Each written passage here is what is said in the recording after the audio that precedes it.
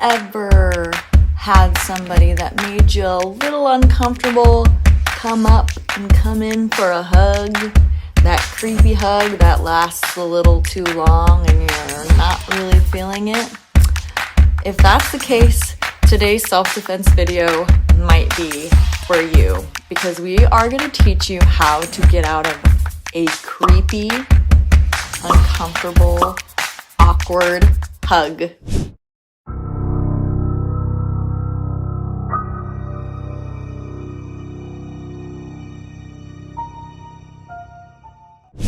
So I always start these videos with an example or two of some situations that led to murder. Some situations in which this technique maybe could have possibly helped this situation out. Now, let me say that I am in no way victim shaming.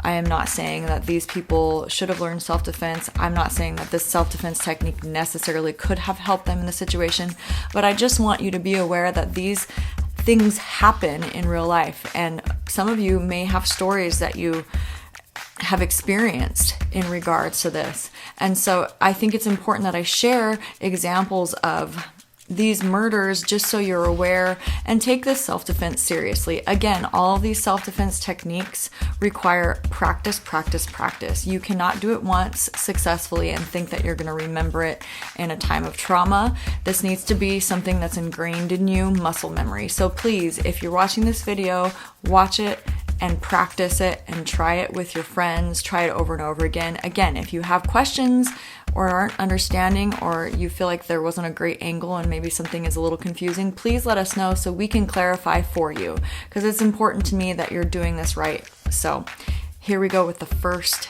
and only example for today. So this story is about a woman named Brooke Preston who had some items to pick up at a friend's house, Randy Herman. She was going to pick up her items and she was moving to Pennsylvania to live with her boyfriend. She never had any emotional relationship with Randy Herman. She was never in any kind of sexual relationship, no dating, nothing. She just had items there that she needed to pick up before she moved. And the night before she was there, and she said that Randy was acting, and so she decided to leave and wait till the morning, thought maybe that he was under the influence of something, and come back when maybe his mind was a little more right. So she comes back the next morning, grabs her stuff, gives Randy a hug, and Randy stabs her 12 times and kills her. Could she have helped herself with this self-defense technique? We don't know, but we want to defend ourselves in case something crazy like this happens. Randy ended up calling the police and said that somebody was dead and the police needed to come, and then immediately admitted on the phone and said, "It was me, I killed her," and obviously was convicted. But it's just awful to think that this could happen. And so now we're going to show you some techniques on how you could potentially get yourself out of creepy hugs. Everybody's had a creepy hug in their life, by one person or another, right? It's the long hug, a little too close hug, the like you got your friend hug that's like, "Hey, how you doing?" Right? And then you got the like, "Hey, how you doing?" And that's not cool. Nobody wants it. Okay. So making a frame can be really important. The first thing I do when I feel a creepy hug is I just make a frame. So if she's giving me a big hug, right? She's doing that thing, and I'm like, "Hey," right? Make a frame and push off. You'll notice right away, right? If I use my hand to help me, right? I get a pretty good brace. It's really hard to pass this 90-degree angle of my elbow. No matter how much people try, right? It's really hard to do. Like if you feel it, right? There's the guy, he's here, right? And your arm comes in. You're gonna make a frame right here with your arm, and you're gonna step back on your with neck? the other hand. Yes. On the neck. Yeah, and step back with the other hand. Step back with this leg. With this leg. And then and pry it off. It seems really silly, but immediately, right, this creepy hug is turned into the keep your groin away from me hug, right? Like, so the hand goes into the neck. Yes. And I step away with and the you opposite. press, right? Okay. So you got this person trying to hug you. You make space, right? From there, it's entirely up to you what the next plan is. And entirely, I guess what you could say, up to them as well, right? If they're gonna keep going, they're gonna get something else, which is probably gonna be a knee to the face. Okay? I'm a big kneer in the facer. I like knees. They're low risk because they're hard to grab onto, right? It's not easy to grab someone's knee when someone hits you. Also, I can make you carry a lot of weight, right? It doesn't seem that heavy, but she'll say, as soon as I go on the back of her head and here at the same time, that got really heavy. Try to lift your head up right now. Yeah, I can. It's almost impossible because it's putting a lot of pressure on the spine. Here's how we do this, okay? So what you're gonna do is I'm gonna start with the creepy hug. Giving the hug, And I'm she gonna makes go. the space. Okay. Now next thing she's gonna do, she's gonna wrap 2 hands, 1, 2, elbows in tight, great pressure, bring me down, right? And then bring a knee up the center, right into the face, okay?